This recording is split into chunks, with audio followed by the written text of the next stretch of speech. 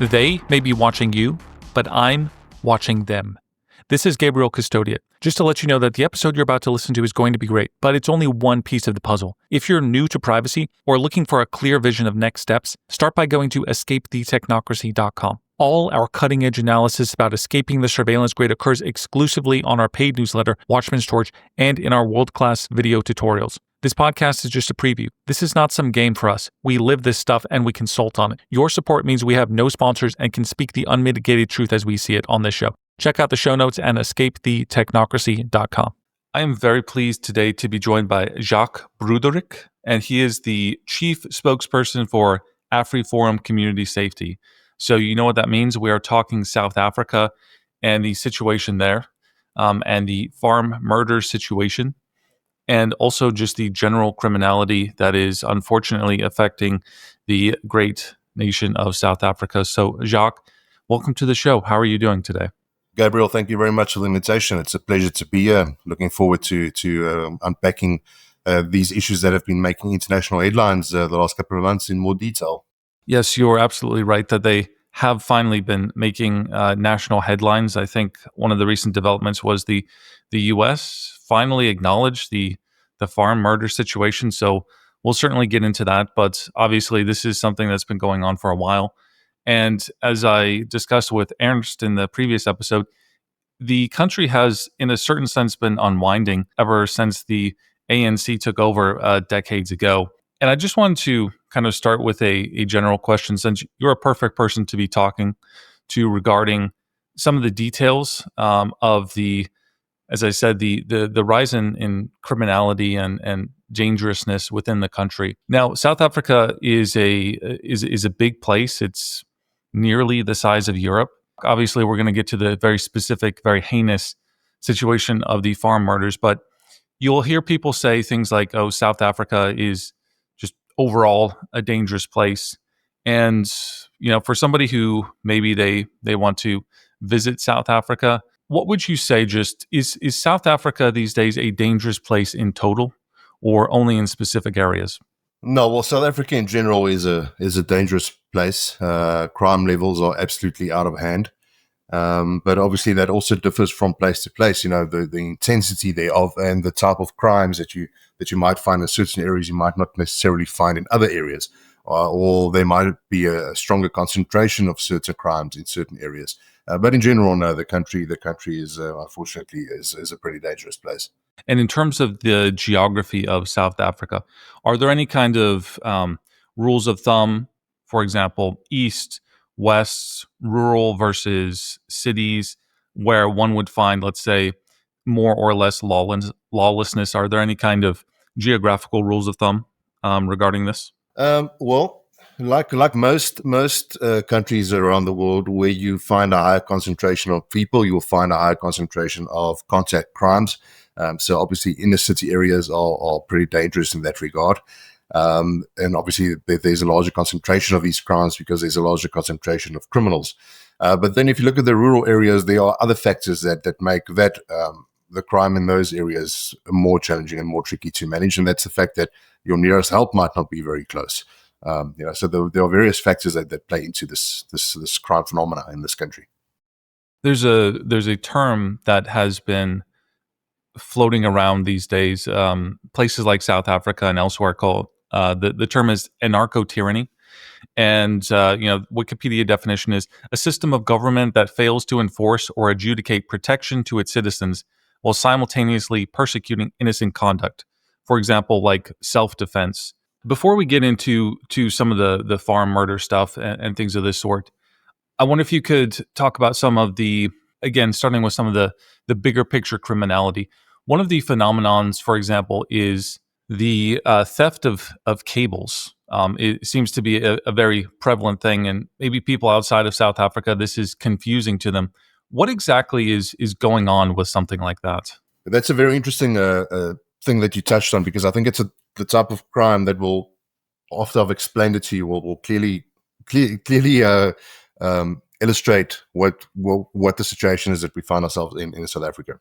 So commonly, this crime is called cable theft. You can also refer to it as metal theft. But what criminals do is they target infrastructure, copper cables for cables that are used to transport electricity, and things like fiber optic cables. They target that, and they will come in during the night, and they will dig up a kilometer or two's worth of copper cable, high yield copper cable, and they will simply cut it off and steal it. And next morning, people will wake up and the neighborhood will be without power. And then people will figure out, okay, because cables have been stolen in this location or this location. They target substations. They can clean out a small substation in a night if they're not caught. It's very well organized. They often do this posing as contractors.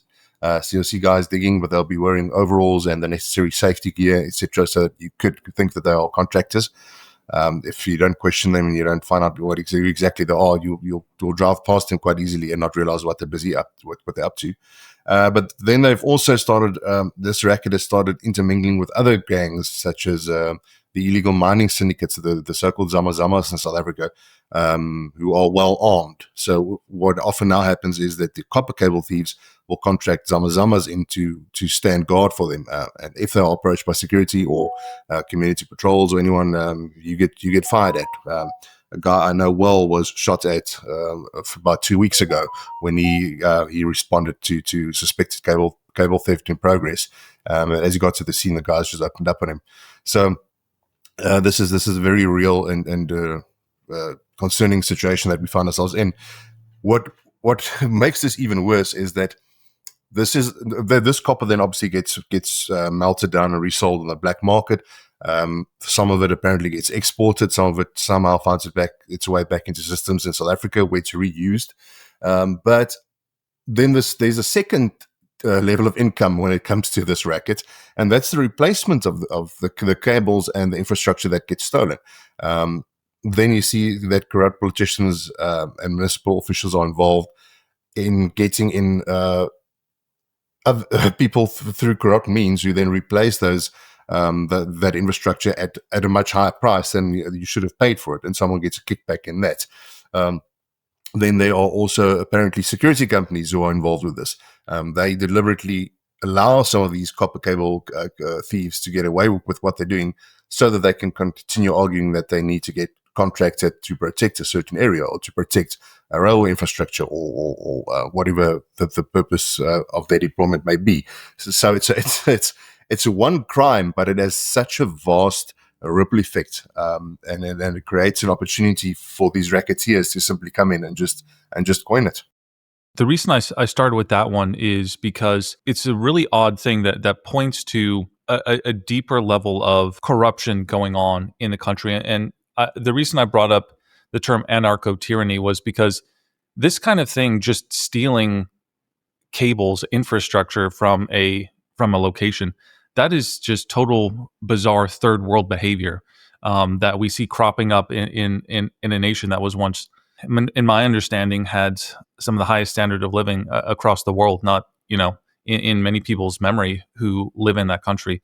So what you mentioned kind of the corruption that is going on here. What do you think are some of the causes of some of this, as I said, kind of third world behavior that is cropping up in this country and just this overall criminality? What do you think are some of the contributing factors to all of this stuff that we're about to get into? The main problem is that we have a ruling party, the African National Congress, who firstly is absolutely incompetent when it comes to running a country, and secondly, are not really concerned with running the country efficiently. They are concerned with enriching themselves. This is what has caused all the major problems that we face in South Africa. So to give you an idea, the ANC has a policy called cadre deployment. These guys still refer to each other as cadres, the Soviet era slang word, as a cadre and a comrade. And what this policy says is that they need to place ANC loyalists in high positions in government departments and government businesses and government sectors. So it's not about employing competent people who will do a good job and do it cleanly and efficiently. It's about employing party loyalists to ensure that whatever decisions are being made in that department, whether it be the police department, the Home Affairs department, any part of government sector, the decisions that are made there are firstly in line with ANC desires and ANC needs. And unfortunately, those desires and needs are unfettered power and self-enrichment. So that's the problem that we sit with, and that flows downhill all the way then. I work very closely with the South African Police Service, with many of their members on ground level, and they are still hardworking and dedicated cops out there, who I have tremendous respect for. But you can't blame these guys that they are losing hope when they see the corruption and they see all the things that are going on around them, and they know they can't do anything about it. If they needed to arrest someone who was politically connected, they know nothing's going to come of that. The person's going to walk out, and they're probably going to get targeted. That might be the end of their careers. So that's the type of culture that this party has unfortunately created in South Africa. And so where does South Africa rank these days in terms of, let's say, rankings of organized crime and such? Is it pretty high up there? It's high up there. I don't have those stats in front of me now, but those stats are available. It's very high up there. And I think I have read before that we are estimated to be one of definitely the top countries in the world where government complicity in crime is a big factor. That is spooky stuff. How prevalent, Jacques, is car theft in South Africa? Yeah, car theft is a very common problem. It's almost something that you don't think about a lot because it happens so frequently. We do have, I think, more of a hijacking problem than car theft. Guys, the criminals seem to find it much easier to simply wait for you to pull up to a traffic light or wait for you to pull up into your driveway and then stick a gun to your head and just take your vehicle, rather than having to have the technical know-how how to steal it without tripping an alarm, etc. So that's the preferred method of stealing cars in South Africa. But these guys are also very well organized. They are always operating in groups. In a typical hijacking situation, often the driver might get kidnapped during the process as well, or if not, they will remove the vehicle from the vicinity as quick as possible, and they will start looking for any tracking devices while they're still fleeing. So while one guy is driving away, another guy will start scanning the vehicle to locate and remove any vehicle tracking devices, which they then discard, so you can't track the vehicle. And then those vehicles are taken to what we call chop shops, where they are chopped up and either resprayed or the parts are removed and taken to a separate location. And many of these vehicles that get stolen also get smuggled across the borders. That's a very common thing in South Africa, especially our border with Mozambique. Reliable vehicles, especially 4x4 vehicles and pickup trucks that are known to be reliable and in a good condition, are simply just driven across the border because our border control is non-existent. And there have been cases where vehicles that have been stolen in South Africa have even been found to show up in conflict zones in the Middle East. So that's how far these vehicles actually get sold and resold once they get taken in South Africa. That is crazy. There is a part of this which is spike traps. I wonder if you could explain that a little bit, how prevalent these spike traps are. Yeah, so spiking is a very interesting thing. It's we've had some real headaches with that in the last year and a half. It seems to be they've quietened down a bit at the moment. I don't want to speak too soon, but what that involves is criminals improvise sharp metal spikes, which they then place in the road, in dark areas, or in a bend, or under a bridge, or somewhere where you won't easily spot it. And they will often cover it with something like a black plastic bag so you don't notice it. And then people drive over those spikes and it shreds their tires. When you come to stop to assess the damage or to change your tire, then these guys jump out of the bushes and they rob you. So we've had people who've been robbed, people have been raped, people have been killed by these spiking gangs. So we're at a situation now where AfriForum has 177 civilian safety structures across the country, people who actively patrol and play an active role in the safety of their own communities. And we've actually developed a specific training module on how to deal with these spiking incidents, because it's an ambush, literally, what you find yourself in these situations. I want to ask you about the border of South Africa. You hinted at that as part of the problem.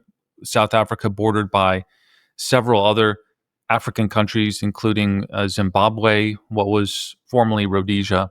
And it seems to me, Jacques, just from looking at it a little bit, that these borders are fairly porous, which is obviously not good if, because it obviously encourages what you were talking about, international smuggling. People from other African countries anywhere else really can get into South Africa. And for people who are not familiar with South Africa, it's kind of been an oasis where a lot of the surrounding countries are, well, they're in very bad shape. So obviously that makes having a border and enforcing a border that much more important. How much does this kind of porous border situation contribute to some of the stuff that's happening in South Africa? Yeah, you're putting it very lightly by referring to it as porous. I would simply call it non-existent. We've actually done 3 documentaries on the condition of the borders of South Africa, and our AfriForum's civilian safety structures are involved in trying to secure those areas. So I can tell you firsthand that there's no border. It's literally non-existent. There aren't fences. The only people who concern themselves with immigration policy and passports are the law-abiding citizens, who are not the ones you are concerned about. But to the other borders are simply non-existent. Now, that is a major problem because it adds to the crime problem in South Africa in various ways. So first of all, you have a bunch of unchecked, undocumented people coming into the country. They are not in any system or in any database, so it's very hard to track them down once you look for them. I think it's the last estimates I saw. I think we have an average of about 26,000 undocumented illegal foreigners in prisons in South Africa at the moment. So I think it's roughly around there. So that's a big problem, obviously. And if you can't trace someone, it's very easy for them to get away with crime. What these guys will also often do, and this happens it also makes it easy for South African criminals to commit crimes and then simply flee across the border and wait till things cool down and then come back again. So this happens from both sides. Another major problem with that is cattle theft, for instance, in Lesotho. So if you look at a map of South Africa, you'll see that Lesotho and Swaziland are surrounded by South Africa. They are like these 2 little islands in the middle of the country. And cattle thieves from those 2 countries will come into South Africa, steal cattle from border farmers, smuggle it back across the border into Lesotho or into Eswatini, as it's now known. And then those farmers can't pursue them into that country because they get stopped by the Lesotho police. I mean, obviously they would be committing a crime if they entered that country illegally. But these guys just don't care. And then often they will take that cattle, rebrand it, smuggle it back into South Africa, but through another province. And then while these guys are still waiting for the stock theft unit to show up to investigate the crime, this rebranded cattle is already being sold at an auction in a different province in South Africa. So those are just some of the issues that we look at. There's obviously also a large concern with the Islamic terrorism that is taking place in Mozambique at this stage. That border is absolutely non-existent. It's very easy for terror groups to move in and out of South Africa and Mozambique via that border. Obviously, South Africa is, to a large extent, still has good infrastructure, so it's easy to get things into South Africa and then move it from here into countries like Mozambique, for instance. If you look at a country like Zimbabwe, major problems we have on that border is also smuggling. And when I say smuggling, it's anything you can think of, from firearms to explosives which are used in cash and transit robberies and ATM bombings in South Africa, get smuggled from the mining industry in Zimbabwe. Rhino horn and other endangered species, animal parts make it across that border. Human trafficking and smuggling is a big issue.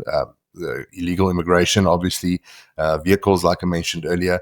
So it's literally anything you can think of comes across those borders. Yeah, this is very disturbing stuff. I hope people realize how quickly South Africa is showing signs of really getting to a terrible state, and it already is in so many respects. Now, Jacques, you mentioned the corruption in government, not patrolling your own borders. There is incompetence, and then there is complicity.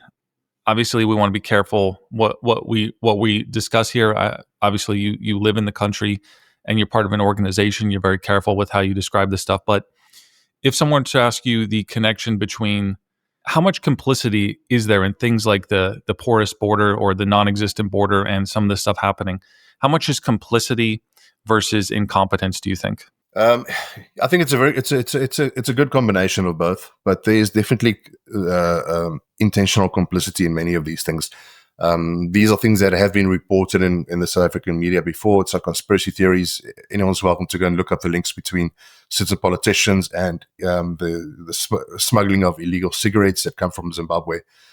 So, we do know that there are politicians involved in many of these type of crimes, and we know which circles they move in. So it's pretty obvious that people are abusing their positions. I think it has come to a stage, well, I know it has, where people get involved in politics and get involved in government simply for the reason that they know that they will have unfettered access to certain criminal networks, and it will enable them to do certain things and get involved in certain issues. So that's how far down the drain we've gone. And I've been studying Africa a lot recently as a continent. There's a really useful book people can track down called The Africans by David Lamb. And if you read it, it's just the story of all of the horrific things that various African dictators and governments have been doing basically for the last many decades. And if you just read that, you can kind of fill in the blanks about what is starting to happen, what is happening in South Africa. So, Jacques, on a practical level, knowing what you know, which is more than pretty much anybody about the dangerousness of South Africa, I wonder if you could just paint a picture of your own thought processes in terms of precautions that you take, just to give people an idea of all the sorts of things that you have to think about before you, for example, go to particular parts of South Africa, or before you drive down particular roads, or just what are some of the, the tools that you carry with you, the mindset that you take, how you're careful maybe to track your location. What are some of the precautions that somebody like you takes just anytime you set out to go somewhere in your country? Well, for operational security reasons, I won't discuss my own personal preparation, but I can give you some general advice in regards to how people should think and what they should do. First of all, situational awareness is extremely important. You cannot afford to not be aware of your surroundings anymore in South Africa. And then advice that we always give people is, when you travel, make sure that you share a live location with someone you trust and someone who will respond should you need them. Make sure you have the number of your closest neighborhood watch member or private security company, someone who you can count on should you need it, or make sure you have a panic app.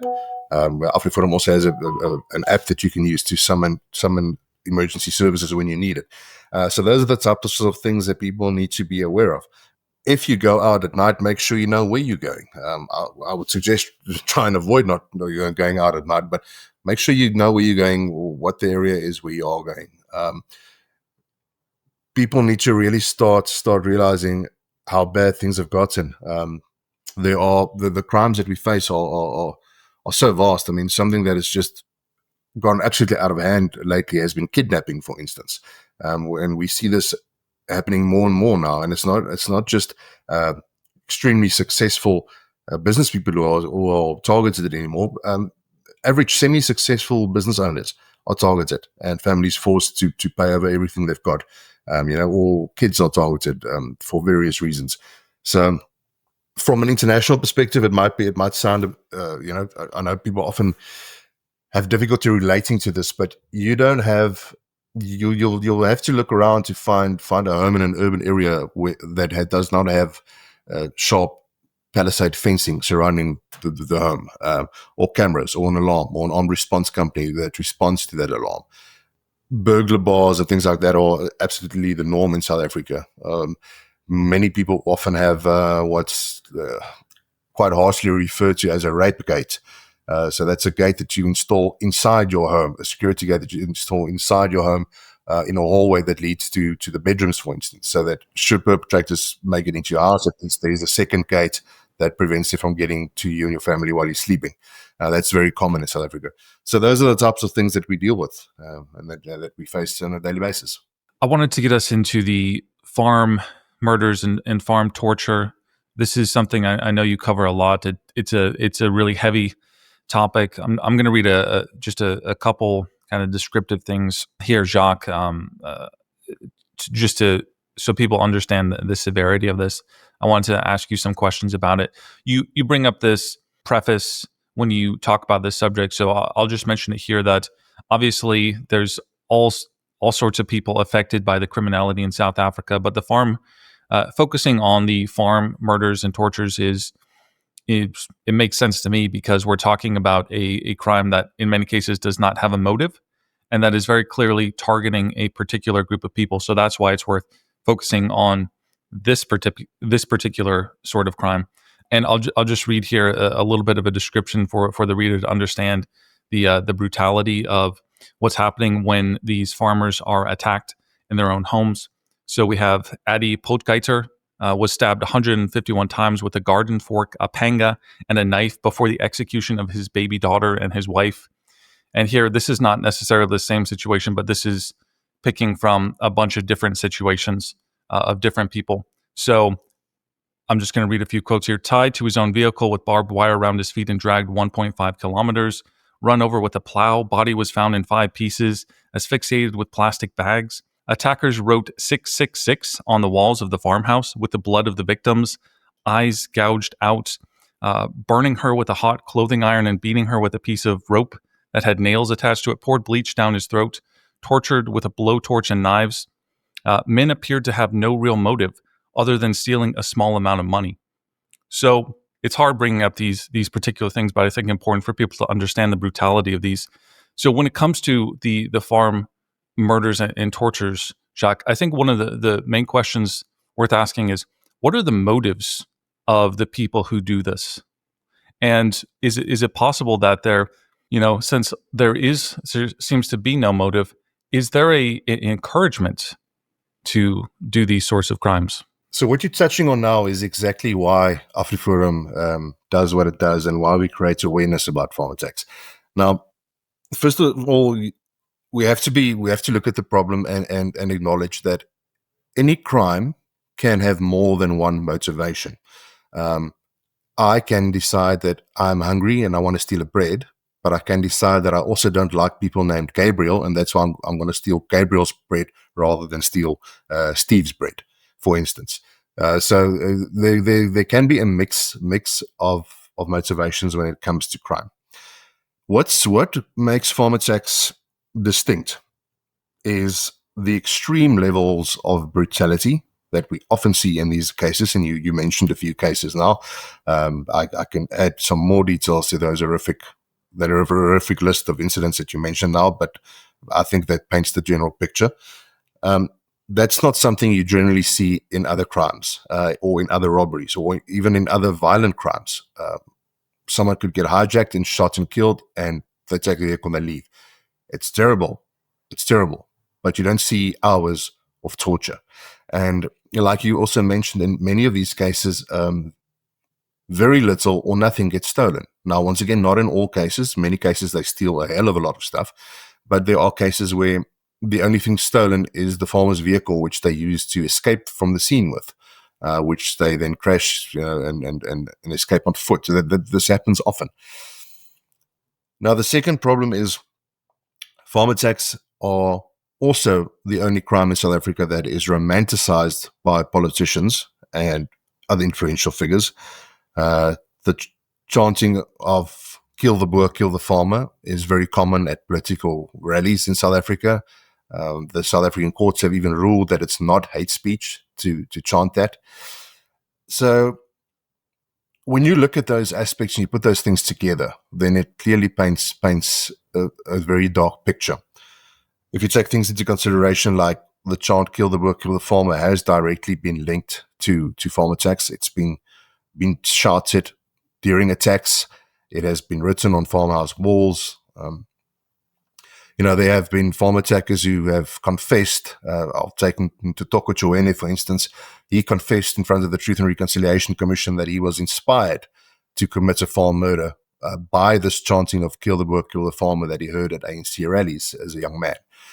So then it's obvious that there is a political motivation involved with farm attacks. Now, once again, I'm not saying that is the case in every single case. But we need government to acknowledge this problem, and we need them to admit to it so that we can get more resources allocated to this, so the necessary investigations and studies and things can be done to determine exactly how much of this is politically motivated, how much of it is not. But if you find yourself in a situation where the South African president isn't even willing to admit that farm attacks are taking place, I mean, he's openly lied to the international media and said that there is no killing of farmers in South Africa. If that's where you're at, then it paints a bleak picture. Is it true that the South African government has stopped taking statistics about certain types of crime? And as you said, they don't even acknowledge these farm murders. And that's the reason. And AfriForum has actually taken upon itself to document some of these statistics. What's kind of the situation with the government, which itself has stopped documenting certain crime statistics, which in my view seems a little bit suspect there. Yeah, so that's exactly why AfriForum started keeping the statistics of farm attacks, because the South African Police Service stopped publishing it. Whether they stopped keeping track of it in general or just stopped publishing it, I'm not sure. But that's why we started doing that. In years following that, they have again started releasing farm attack statistics, but we often have differences in the amount of cases. What also makes this very difficult is that the South African Auditor General has even found that the South African Police Service's crime statistics are not reliable. A few months ago, there was a big outrage when it was made public in Parliament that they weren't being exactly honest with their gender-based violence statistics either. So this paints the bigger picture as to why there is an issue with record keeping and statistics of crime. In the last few months, there's this now famous video of the South African president visiting Trump, and Trump basically forcing him to watch a short video on South Africa farm murders. Good on him. I say that is a long time coming for the president of South Africa to be forced to acknowledge what's happening here. How historic was a moment, and was that a good thing in your view for that to have occurred? Yes, I think it was a very good thing. It's really a pity that it had to happen under the circumstances that it did. That we had the South African delegation sitting there blushing with egg all over their faces because they simply weren't willing to admit to the truth of the matter. But yeah, I tell you from our side and from people who are concerned about farm attacks and this issue and the victims of farm attacks and their families, we were extremely grateful for the fact that the US president put the spotlight on that. And you know what's very interesting?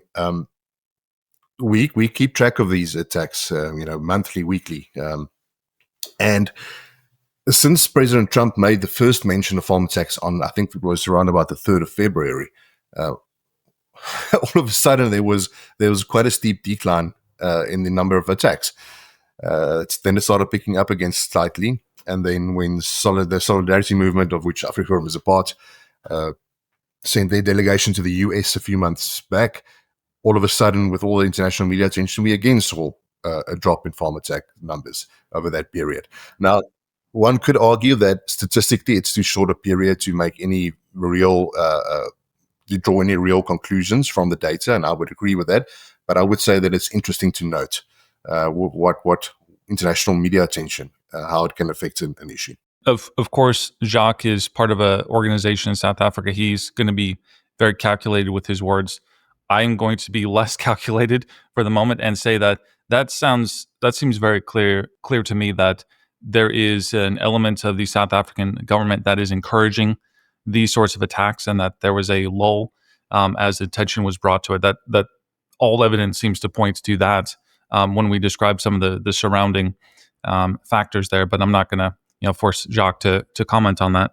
That's one of the logical conclusions that someone can draw from that. I think anyone will put those dots together. Now we have to be careful not to dwell in the realm of conspiracy theories. We have to say what we can say and do what we do based on facts. But that is obviously one of the major conclusions that a lot of people have come to. The other option is that, let's say government is not directly, there aren't politicians directly involved in inciting these attacks behind the scenes, but perhaps they just felt very embarrassed and off the record instructed the South African Police Service to get their act together to increase their efforts to actually address this problem during that time. That's the second option. Both of those could be possible, but whatever the scenario might be, it's pretty obvious that something had changed during that time. And speaking of trying to sort out fact from fiction, you'll see some posts now and then about these people performing these farm attacks, and they have pretty advanced equipment, at least if we're to believe some of the imagery that is shared online. Things like radio blocking, which is a incredibly serious piece of equipment, grenades.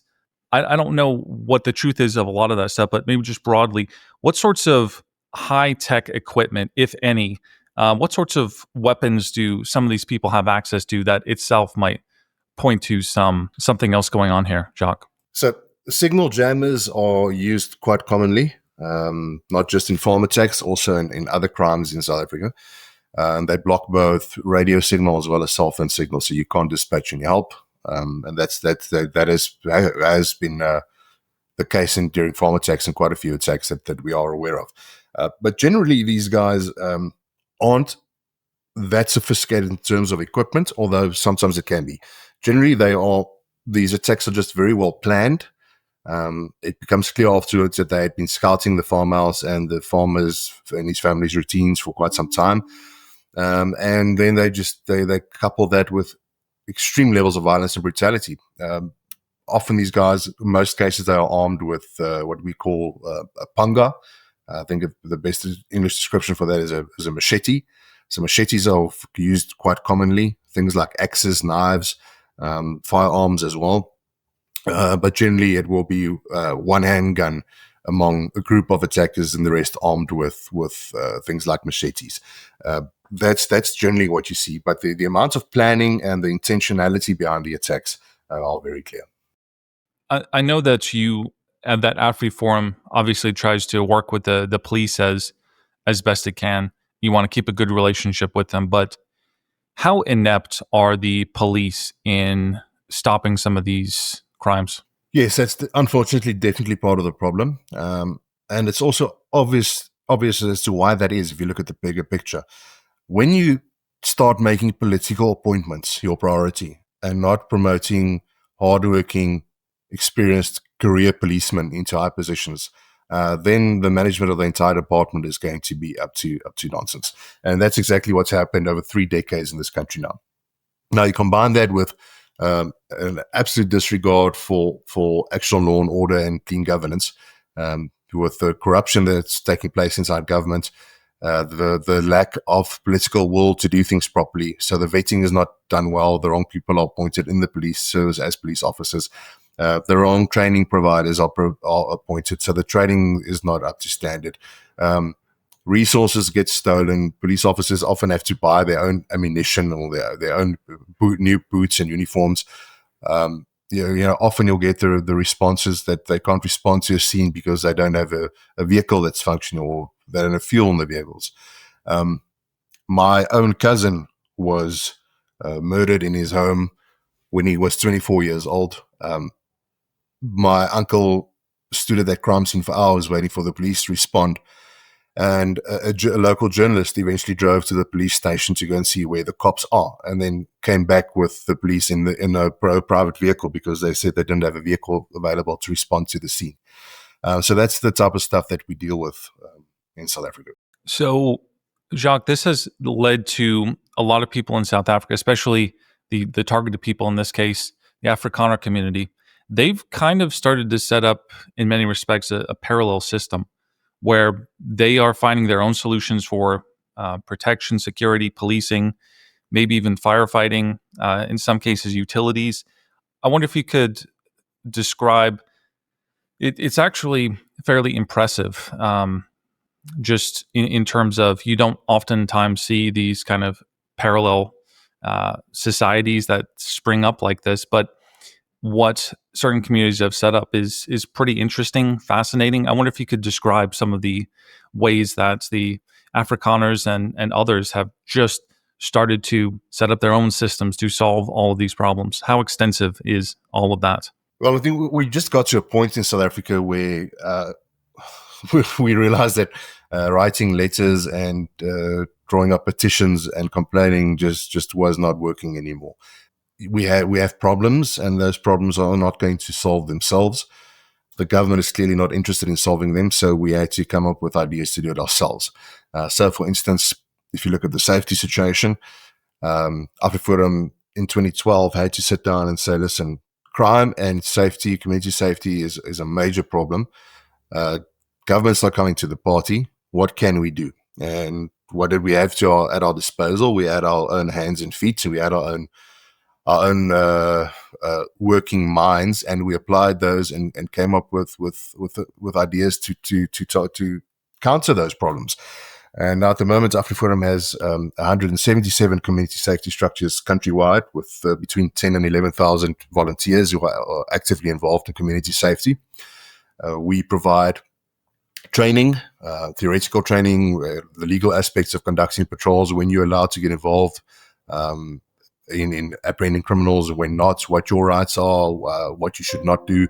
So we have various levels of training, and then we also have obviously have more advanced practical, tactical training for our members who actually respond to dangerous situations, which includes advanced firearm trainings, advanced first aid, stop the bleed courses, setting up observation posts, things like that. So we had to practically start looking at how we're going to solve these issues. It's not going to help us to complain. I can rant on social media as much as I want. That's not going to improve the safety situation in my street.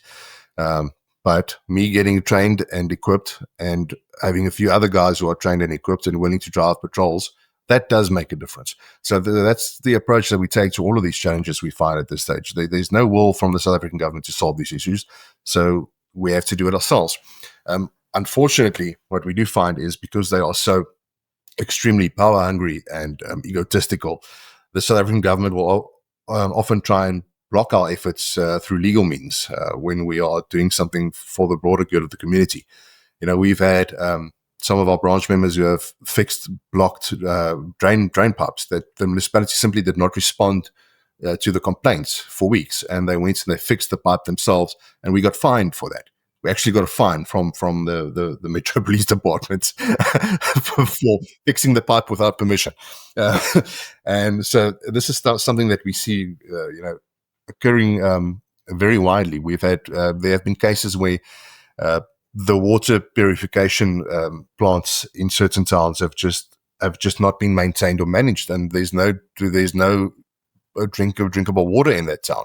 Where AfriForum got a court order to start managing that waterworks, and we did it very successfully. But then the South African government will use everything at their disposal to fight that court case, take it to other courts, to appeal it, and to interfere wherever they can to get it overturned, so they have control over the waterworks again, and then it just goes back to not being maintained.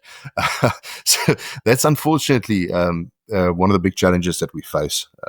But it says a lot about the South African government's intent when it comes to concern about the population in general.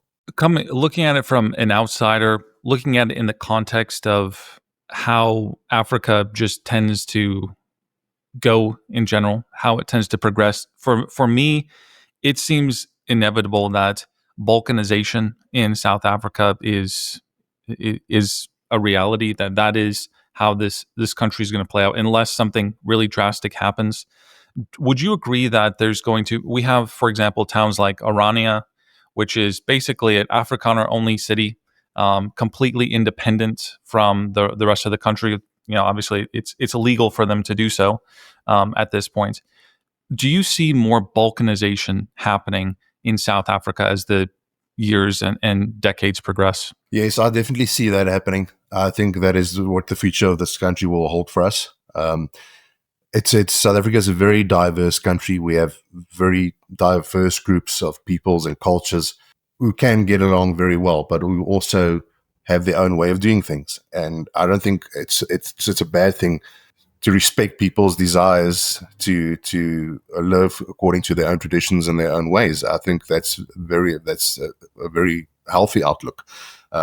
So that's the one side of the argument. The other side is from a practical point of view. I definitely think that's what's going to start happening, because more and more communities are rolling up their sleeves and starting to take control of matters in their own communities, which would normally be the purview of the municipal government.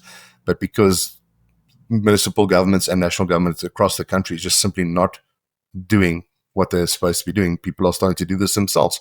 And I think it's going to get to the point where the reality on the ground is just going to be to outweigh the legalese and the theoretical aspect of the entire discussion completely. That makes sense. So this has been Jacques Broodryk. He is he's the chief spokesman for safety at AfriForum. AfriForum is a organization basically talking about all the things that we have discussed in this episode. And there is a useful book. We didn't get a lot into the details of the farm tortures and murders. There's a really authoritative book on the subject called Kill the Boer: Government Complicity in South Africa's Brutal Farm Murders.